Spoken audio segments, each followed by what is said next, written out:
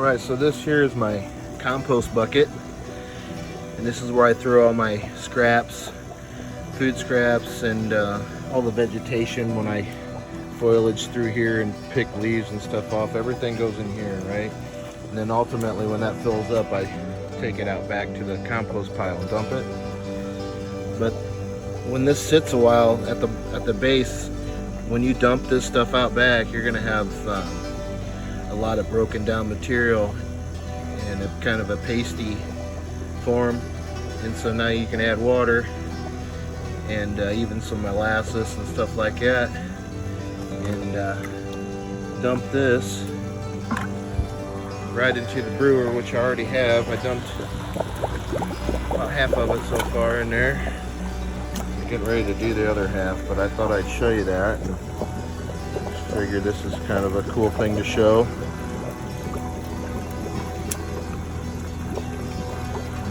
So this brewer has a internal filter which will filter this water I'm pouring in there right now. I'm not going to pour all that in there because I don't want to have to clean it, honestly. But there you go. Now if I was going to use material like this, I would put it in a sock or something, right? Filter bag, compost bag. But you can dump that straight into the brewer because it does have the filter, but then you have to do more routine maintenance and keep it clean and this and that, right? So if you're gonna brew just strictly compost, definitely use a sock or a compost filter, and then you can just tie it off to like right here and let it hang in there with the string.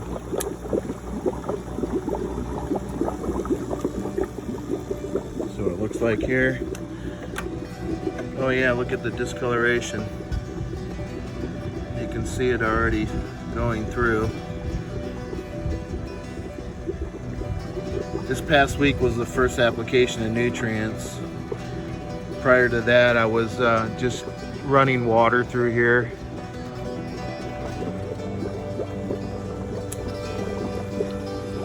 Or you can turn this valve to the closed position, and then you can just brew internally in there. It won't dispense out until you turn that valve back to the open.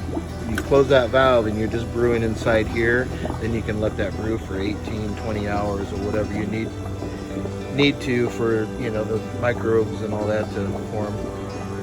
And that's the beauty of this brewer. Then at that point you can come back 20 hours later and release it out to your grow system. But in the meantime, you have these grow channels that always have water in them.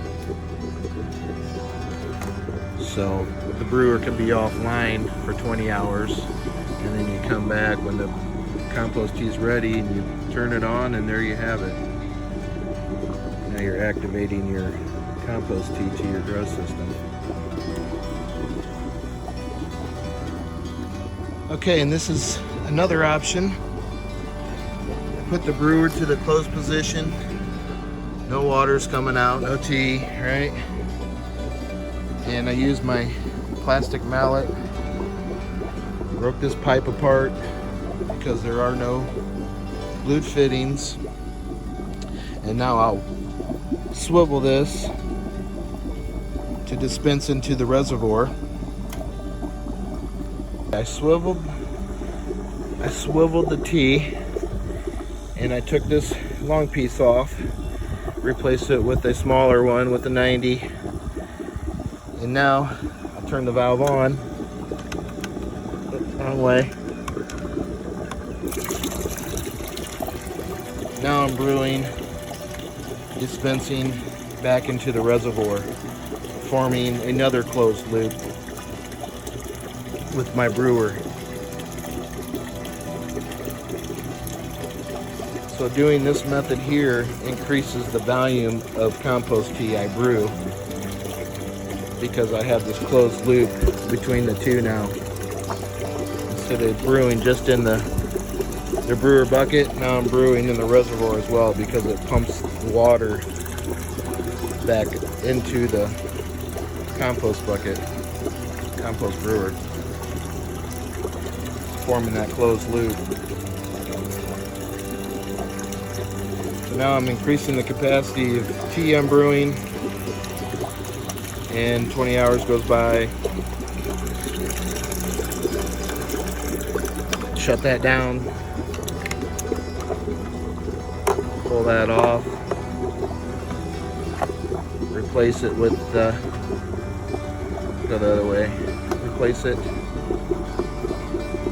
like so. I'll pivot it. I have to use 2 hands to swivel it, and then put her back together, and we'll be fired up.